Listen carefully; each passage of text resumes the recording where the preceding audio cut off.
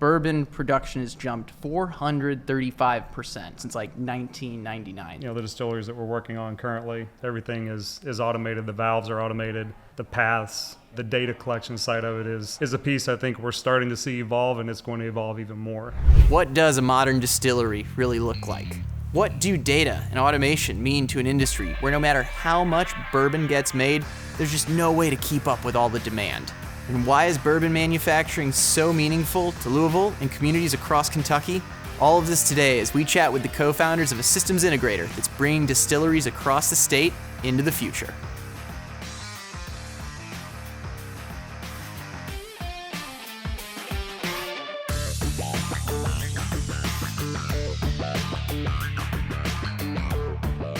Hey, Don, Scott, cheers. First of all, this is the way that manufacturing happy hour is meant to be done. Over a couple bourbons in the land of bourbon. We're here at Watch Hill proper in the Louisville area. And the first question is, when you're sipping on bourbon with someone, how do you describe what Opus does? Don, let's start with you, and I want to hear your question, your answer next, Scott. Well, how does Opus do bourbon within Kentucky? That's an interesting question. Actually, our system integrator, as a system integrator rather, we worked with the distributor, and the distributor kind of got us introduced to a bourbon account. It started out just looking at a simple little thing. I think it was Vantage Point. Saying, hey, we need a report to take a look at what we're doing batching-wise to turn over to management. And can you help us with something like that? And so that's how we got introduced to bourbon initially. And then the next thread that got tugged on is, do you know anything about this plant PAX stuff? Mm-hmm. And that was the next introduction to it. And that's really kind of how we got started within the bourbon industry. Mm-hmm. Scott, what about yourself? As far as describing Opus, the way I typically describe it to most people, because my wife would always try to say, my husband works in robotics. Like, what? R2D2, C3PO. I was like, no. That's when I worked in the automotive. When I talk about Opus, I generally liken it to playing with big boy toys and getting paid for it. I like because it. We've got a very, if I'm describing Opus as a company, it's a very family-driven environment. We really cherish our employees. We wanted a place where we're getting older, so we wanted to be able to bring young guys in and teach them kind of some of the things we know, a lot of things that we wish we didn't know because we made mistakes in the past, and create a company where we can go and do some really cool things but have a lot of fun doing it at the same time. And we're going to get into both the dynamics of your company. We're going to talk about technology and how it impacts bourbon making as we get further into this interview. But first, we got to do a little, let's say, Bourbon 101 for the casual listener that might not know as much about the bourbon space. So let's do a little history. How did Kentucky become the bourbon capital that it is today? Don, you look like you want to lead this one. Wow. Now you're going to challenge my history and knowledge. So bourbon just naturally came to this area. A lot of the culture of the area was very much from Europe, and so the alcohol was always kind of an important thing to them society-wise. And then the local resources here, bourbon consists of a lot of grain. So we're in an area where, corn is readily available, wheat, barley, rye, those kind of things are fairly close by. And so those are all kind of the primary ingredients of bourbon. It all starts with that. And just naturally that kind of formulated around this particular area of the country. Yeah, I find it interesting that you have the cultural aspects, you have Irish and Scottish immigrants, you have the geographic aspect, you got the limestone and how that impacts the water, just everything kind of coming together here in Kentucky. I'm interested, Scott, I'd like you to lead this one off because I'm interested to know, what does the bourbon industry mean to Louisville and the greater state of Kentucky today? Because I was reading before this, bourbon production has jumped 435%, I think is the amount, since like 1999. So it's continually on the rise. So what does it mean to this region? I think you can start that off. When I first moved to Kentucky, I had no idea that there were more barrels of bourbon in Kentucky than there were people.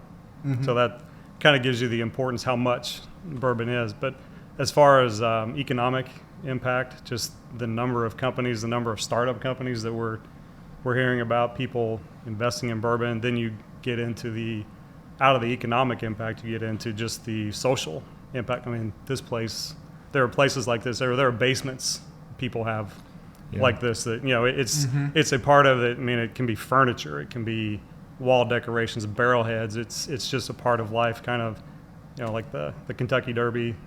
I won't mention the basketball team in Lexington, but there are a lot of things here that, it's just a part of life. Yeah. Don, what would And you from add? an income standpoint, I mean, bourbon is the economic driver as far as the state taxes. I mean, that's one of the leading contributors to the Commonwealth of Kentucky as far as their budget goes, is the income off of bourbon residuals. Well, I think you both bring up great points. Scott, something I want to talk about that you brought up is I don't think we gave enough justice to the spot where we're hanging out yet. Because for Yes. people listening to this audio podcast that can't see the video right now, I mean, we are in a very regal-looking bourbon tasting room. We're in a specific room here called the library. Like, it is, Yes. like you said, people design their basements around this Yes. stuff. So, very nice facility. One thing I want to ask is, this is kind of a juxtaposition to where we were this morning. We were at the Heaven Hill plant right outside of downtown Louisville. And the reality is, I think a lot of people, when they see bourbon manufacturing, they see the nice copper distillation columns that they have at like a showroom facility and things like that. But we got to see real big industrial bourbon production. So, Don, you were leading our tour there essentially this morning. Can you give us a 2-minute verbal distillery tour just to kind of recap what we saw? Sure. So, I mean, all the distilleries work the same way. You start off with a grain receiving. So we walk through the grain receiving area into the silo storage for that material. Eventually that goes and gets ground up into a meal. So it's a finer particle that gets introduced along with water and then set back, which is from the previous mashing operations. They bring that set back in and they batch that together.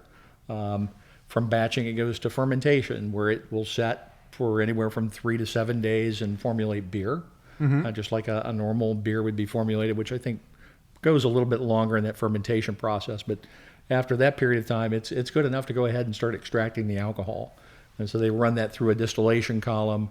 After it's been through a distillation, that's where we get our good product out of.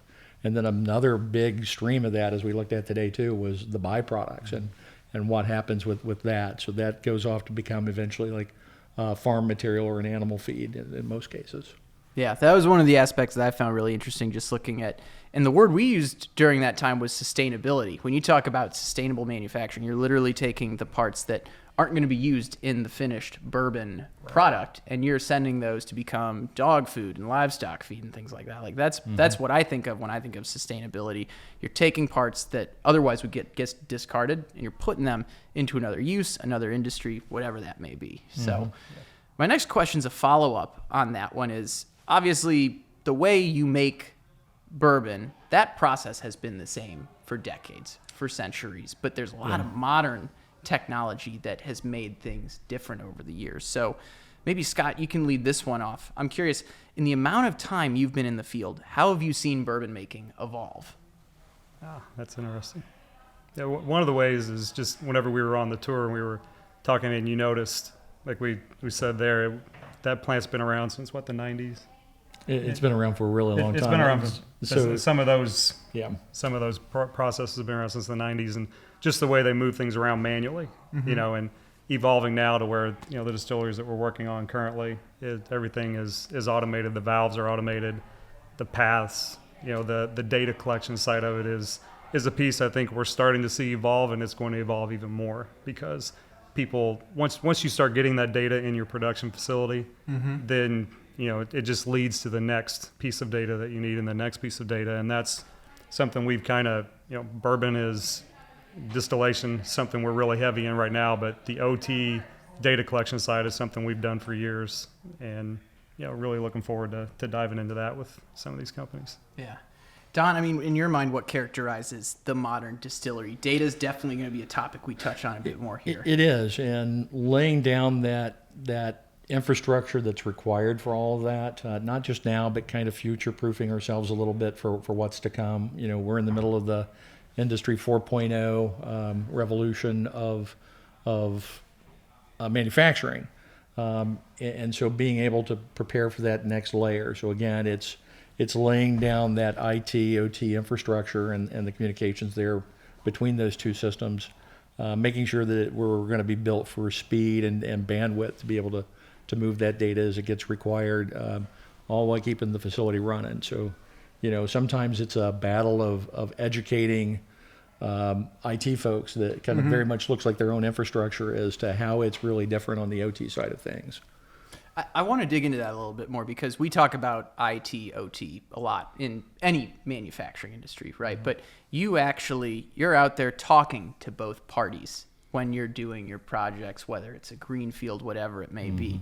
How are you getting those type of people together to make it a proper conversation, to make sure that, because, at the end of the day, if you can avoid any of that finger pointing between operations folks as well as the IT team, I'd love to hear how you're making that possible, because that's, I think, that's something manufacturers struggle with in any industry. When you're trying to evolve, how do you get the right people talking? And that's one thing I'll brag on him before I give him a hard time later. But I will brag on him because he can speak that IT speak. I've been in controls for a long time. I don't speak it very well. I always tease him about, you just need a hub big enough to bring all the data in.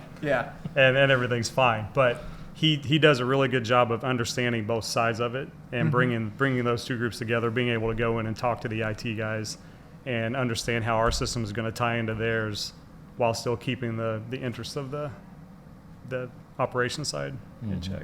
And it's a lot like herding cats. These guys are all over the board. So while the facility we were in today has a really strong IT team that has a really good desire to dig in and understand the OT side, on the flip side of that, other distilleries we work at too, their IT team is kind of like, I don't want to touch it. I just want to ignore it and pretend it's not there. So you get the two extremes. And the common factor, though, is just education. What does this OT infrastructure look like? How is it different from IT? Why is it important to segment them and have a good firewall infrastructure between the two, even though we're going to be passing data back and across that platform? The days of having a detached operations, a network of operation equipment setting off to the side, and not being able to connect to the enterprise or even out to the internet itself, those days are gone. We have to do that because our systems need to have updates. We need to apply a patch. We need to make sure that Microsoft's all happy with what we're doing. So it's not as static as what it once was with the older kind of software and architecture that was in place. Yeah. I have a question around a comment you made about the Industry 4.0 era that we're in right now. And you're working on a couple, as I understand it, ground up distilleries right now. So how do you build in intelligence, and how do you build in the ability to leverage all this data that comes from the process from the beginning? Because there are obviously a lot of people out there that are trying to figure out, okay, I've got a legacy factory. How do I work this in? But I think you could probably share some great advice from the perspective of, hey, this is how you plan to make sure you're getting the right type of information, data, creating, let's say, a smart distillery from the get-go. What advice would you have on that? Don, maybe we'll start with you on this one. Bandwidth. It wasn't that long ago when we, as an industry, moved from 10 megabits to 100 megabit type network for a lot of our devices out there. Throw in equipment that, throw in a backbone that's got 25 gigabit communications capabilities. Are we there yet? No. 1 gig is really good, especially if you can get your hand on EN4TRs. So that's going to be your base level. But keep in mind you're talking to servers, and sometimes that architecture is redundant. So that bandwidth for them to communicate amongst each other and eventually having that there for a data collection is going to become really, really important in the future. Follow-up question for you. Something that I thought was interesting when we were at Heaven Hill this morning, our escort, who's literally out there on the operations floor, was talking about how he wants more automation, right? And I think there's maybe this misnomer that people on the plant floor don't always want that. They don't want change. They don't, they want to do things the way they've always done. But we got quite the opposite response out there. Yeah, Josh is one of those unique individuals, and even Heaven Hill itself is really a unique company. They're very, very forward thinking about, hey, we're going to have a data-driven facility. They're committed to a complete digital transformation at the process level. And so being able to kind of understand what that means for them right now, in some cases it's trying to explain to what kind of a smartphone do you want to a caveman who didn't even have an idea what a cell phone is or a smartphone is. But these folks have really kind of dug in and got their hands dirty in understanding the technology a little bit. And so the biggest thing, again, is educate. Get them off to some of the trainings with you so that we can learn together. Their IT team has been really good about going out to an automation fair and kind of learning what does this mean and how does it piece in with our facility. And they're taking a very broader approach at it in, hey, it's not just this distillery that we have. We might have a couple different distilleries or a couple different manufacturing facilities we want to pull together and roll up to that corporate executive level to be able to make some decisions and view our KPIs and our metrics at that layer. So, pun intended, let's distill this knowledge into a couple actions for the manufacturing audience out there. You've been talking about the importance of education a lot, Don. So for the manufacturing executives, the leaders listening to this podcast, what would be your advice for getting people comfortable with, let's say, these Industry 4 technologies, these data-driven technologies? What would be your advice for executives that want to get their teams involved? And what would be your advice for people that are on the factory floor to get involved? And feel free to take whichever one you're more comfortable with first. Yeah, I'll address the factory floor side. I mean, from an executive side, there's a lot that they can look into. But one thing that gets overlooked a lot is the devices that you use, the code that goes in.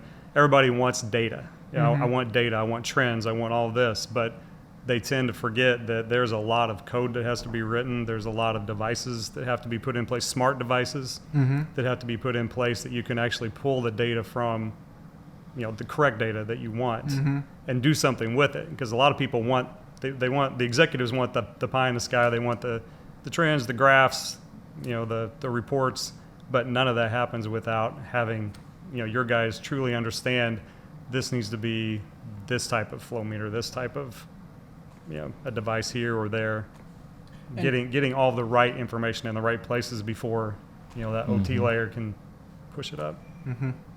Don, what would you add to that?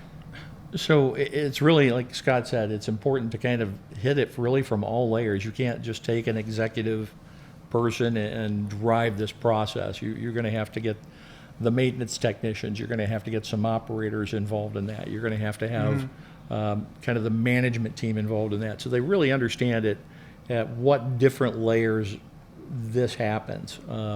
As we bring in and teach young engineers of, it's not the old days of where you go in and just simply design I/O networks and you got a PLC and wow, call it good. At this point in time, we're designing that, what does that network layer look like? What does the hardware architectural layer look like? And eventually, all this mounds up into being, okay, what information can we now pass back to the data scientists that are actually getting in and getting their hands dirty with the numbers? And the other thing to kind of add to that too is Plant PX is really is a tool that we use heavily, especially in the distillery industry. And the nice thing about those libraries is they're very, very rich in whatever kind of statistic or data point that you may want to capture. How many times did a valve fail in the last couple weeks versus the last couple months? And it helps you become not even a reactive kind of maintenance, but a proactive kind of maintenance of, hey, what's the cycle time on this valve? How many hours is this motor ran before it visited?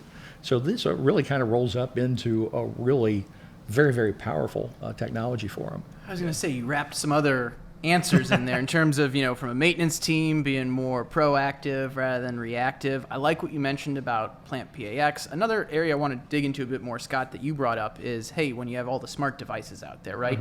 This might seem like 101 stuff for you guys because you deal with it every day, but what is an example of like a smart device in bourbon manufacturing, right? Because at the end of the day, we throw terms like smart manufacturing and Industry 4.0 around all the time, but I think we can do a better job of sharing this is what it actually looks like, right? And it comes to a smart device that's feeding that in to a bigger system where, like you both talked about, where executives can make decisions. So can you give us an example of one of those devices? At the basic level, it would be, just the simple, does this need to be a discrete device? Does it need to be an analog? What kind of information am I looking for? It can go all the way to, we want to put heart communications on so we can actually tell if the devices are healthy. Is this the type of device that is going to give us the information from this tank, whether it be, I know we've got couple of situations that we're using pressure transmitters to get a tank level, we're using actual level there's just so many different, understanding the process and understanding the correct device to put in there versus, on occasion, what can I get? I'm in a hurry. I'm just going to slap something in there. I'm going to get it running, because 9 times out of 10, whenever you do that, it never leaves. Yeah, we'll do that on the next shutdown, and then the next shutdown, the next shutdown, and it never, those devices are always there. And that's where you get somebody like Josh who's looking at this and going, when I have the right devices in place, the programming is correct, and it's data rich, he can get so much more out of it. It makes his job easier. So he's not looking at it as a threat to take over. Now, they're not going to need me anymore. He's looking at it as, this makes my job easier. I can be much more effective in my day-to-day operations. Yeah, I remember the first time I dropped in a Plant PX sequencer for them, just in a really simple little operation. So they go through and they take bulk caustic, which is a 50% caustic solution, and they dilute it down to, I think it's like 3 to 5% diluted caustic. And they use that to kind of rinse all their equipment out as they're going through and cleaning and doing CIP cycles. And that was a manual operation for them to transfer, add some flush water, and inevitably somebody would forget, I've got that valve open, and they would make it either way too weak or way too strong. And we went, and that was kind of the first place where we dropped it in an automated sequencer for them, and they're like, I don't know if I'm going to like this. I lose the ability to change that all myself, and we dropped it in, and here we are a couple years later from that, and those guys look at it like, wow, I just don't even think about this anymore. And so kind of overcoming those fears is another part of it as well. Yeah. And on the device side as well, we walked through the MCC room earlier. That's another side that we run into where people are making decisions. Do we want to put a motor starter? Do we want to put a drive? That as we have found out many times, there are a lot of situations where, man, if we had this on a drive, we have so much more flexibility to do what we need to do in this process. It's understanding this process needs that flexibility versus, no, we just need, an exhaust fan to turn off and on. So. Last question, kind of on the technical side of this conversation. What has been the most game-changing piece of automation or information technology that you've seen in the past 5 years, 10 years, whatever it may be, for the bourbon industry? I would have to immediately go through and say it's Plant PAX. Having that pre-built library for them, and Plant PX solves so many different problems. I mean, from an automation SI standpoint of, hey, I can tie the graphical object and the code object together in kind of a a really simple fashion. But what's inherent in that is the graphical symbology. It's the multilingual functionality. It's universal look and feel across those. It's automatically having all my alarms predefined for me, and I can customize them how I want. Things that would have taken us hours and hours to build in the past, and each one of those would have looked a little bit different at each place that we go to. And having kind of that unified library that we can go to has really been a game changer. Yeah. And being on the programming side, you initially have those thoughts, kind of like you were talking about with the operators earlier. I don't want more automation because it's going to take my job. As a programmer, sometimes you look and you see, they've got this library, they've got these objects. Is my job in the future just going to be tying these things together? But once you understand the power and the flexibility of what's there and how to tie things together and configure them, it's a very powerful tool.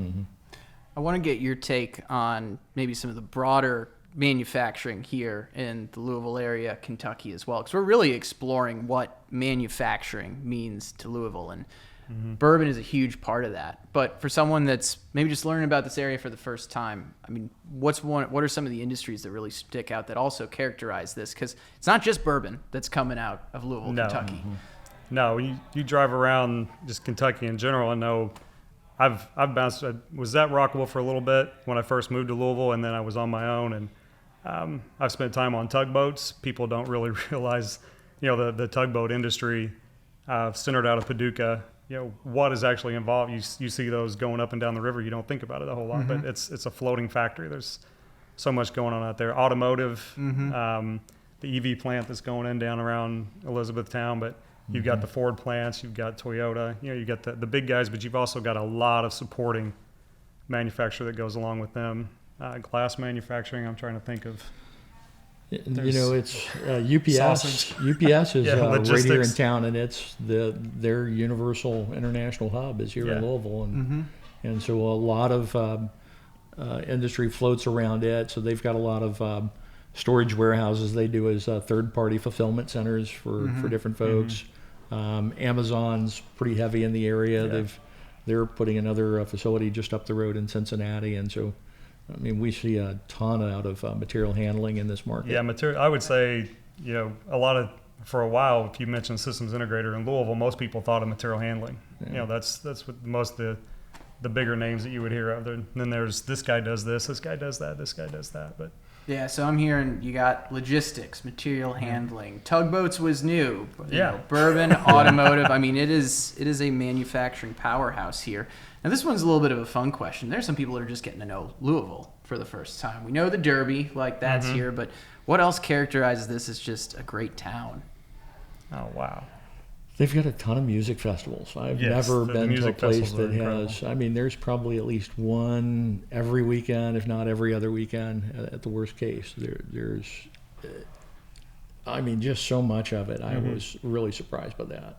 yeah, and it's Louisville in general. It's kind of, there's so many different. It's diverse. It's very diverse because a lot of people move to Louisville for work. So you can usually tell really quick about someone who's lived in Louisville for a long time and someone who's new to it, because they'll say, what school did you go to? And you'll say U of L, UK. It's like, oh, you're not from here. Yeah. But Or even how you pronounce the name or even of the how you city. pronounce Louisville. Yeah. Yep. Yeah. When I Yep. first came over, they were trying to help me Yeah. learn how to say it. So Yeah, it's a Louisville. yeah. I've heard a couple variations just in the short time we've been down here this Yeah. week. So From what I have been told, you just have to let it fall out of your mouth. It's like Louisville. yeah, that's a good way to describe it. Let it fall What out I- of your mouth. Yeah. I'm sure somebody will correct me, but Well, the bourbon culture is obviously huge here, but you're right. Indie rock, it's become a pretty well-known scene for that with bands like My Morning Jacket that are on the national radar. So it's a cool town. I love coming here. Last thing I want to talk about in this conversation is partnerships and kind of how Opus Integration came to be, because you are two very dynamic individuals. Scott, from what I understand, you're more of a fly-by the seat of your pants type guy, and Is that me? Oh, yeah. Paul's back there laughing. Yeah, there's the audience in the room is getting a kick out of this, and Don, you've got more of the details. You do process. Scott, you do discrete. So you bring a lot of different strengths to the table. I want to ask this: when you created Opus Integration, did you know this going in when you guys were becoming co-founders of this Oh, yeah. company? Yeah. Yeah, and that's part of what makes this work is the fact that things that I struggle with, he's good at, vice versa, and just the way we balance. Christina says it all the time. That we balance each other out quite a bit. And the fun thing for us has been with the younger guys coming in. Now we're like, okay, I'm going to be able to teach you the discrete, the safety, the motion, the robotics. Don's going to be able to teach you the process side. And he's still trying to talk me into being a process guy. And that's hoping to retire before that happens. But Okay. Don, I'd like to get your take on this answer. Like, what makes a great partnership, right? Scott really nailed it. It's kind of our diversity. His strengths are my weaknesses. My strengths are his weaknesses. We're all the time balancing or bouncing ideas off of each other. Oh my gosh, can't talk. Time to cut me off. Blame the bourbon. it's that Purdue education. Oh, there we go. Yeah. Shots fired. Shots fired. Hey, Muhammad Ali's here. We got a boxing match. yeah. Why not? But it really is kind of that balance of different exposures and different experiences. It's really odd. I've known Scott for a long time, or knew of Scott for a long time before we had actually came together on a partnership, and it's always kind of been that, hey, 1, 2, and we're always back and forth on different things. And I couldn't ask for a better partner. I really, Same I here. could search the Same whole here. automation industry, and there's not a better partner to be found. So. Well, I like the balance here because I love the compliments, I love the accolades, I love that you also threw the gloves off a little bit with the Purdue comment there. So we're gonna stay on that train here right at the end. We're gonna have some fun. You each gave a question to me for me to ask in this conversation. So can't Scott, the wait. first question is for you. Don wanted me to ask Scott, how well do you document code? Okay, let's get something straight with this is where I have come to leverage the tools that are given to me within Logix. Logix will self-document, so there's really no reason for me to embellish. Yeah. A guy gets into a program at 3 a.m. in the morning. He doesn't want to read a novel. He just wants to know, I need to turn that bit on. So the code will document itself. So a 40-bit or 40-character long Hey, whatever it register. takes. Yeah, Whatever it that's awesome. takes. Yes. I mean, Don, Scott had a question for you as well. So the question is, Don, are you Netgear certified?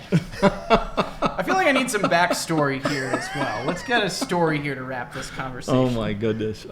Scott knows my hot buttons are a couple different terms in the world. If you can manage to work in plant packs Oh yeah. into the conversation, hub. Mm-hmm.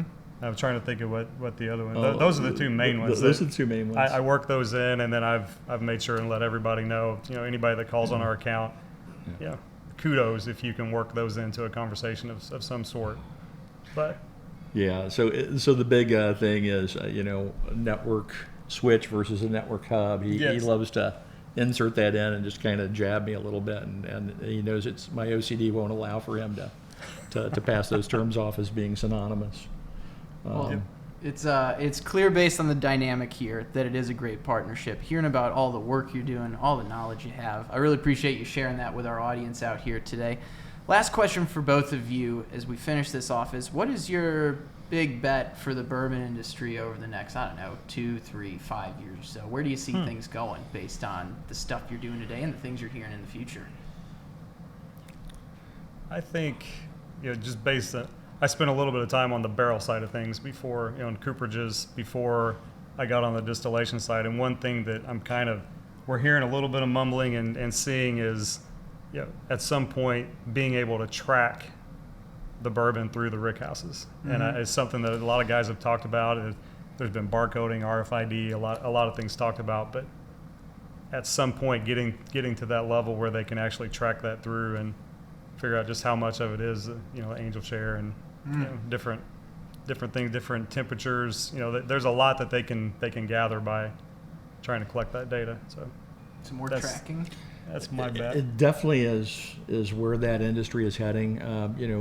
You spend 3 to 5, 7, 12 years in actually in the warehouse, and so knowing what the temperatures are at the various different levels within the building and where it gets stored and being able to contrast that. I mean, this is really where the data scientists are getting in and just getting their hands dirty to really kind of understand what that means. And everybody approaches a little bit differently.